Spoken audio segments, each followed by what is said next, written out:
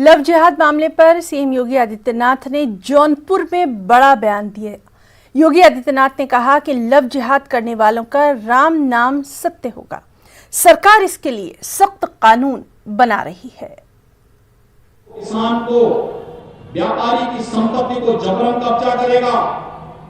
अगर वह जबरन बहन बेटियों की इज्जत के साथ खिलवाड़ करेगा। अभी हमारा मिशन शक्ति का कार्यक्रम चल रहा है।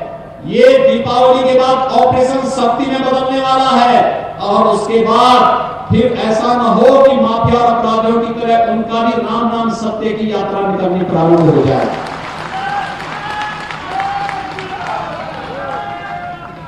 प्रदेश के अंदर दंगा करने वालों के लिए कोई जगह नहीं।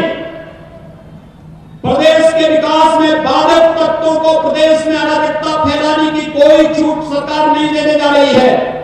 और यही कहने के लिए आज मैं आपके बीच आया हूं। कल उच्च न्यायालय ने प्रयागराज में एक फैसला दिया और उन्होंने कहा कि आवश्यक नहीं, कोई आवश्यक नहीं,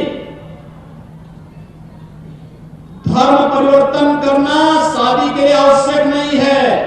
और भाइयों बहनों, लव जिहाद की समस्या पर भी सख्ती से अंकुश लगाने का कार्य सरकार करने जा रही है। बहुत सख्ती के साथ अंकुश लगाने का कार्य करेगी,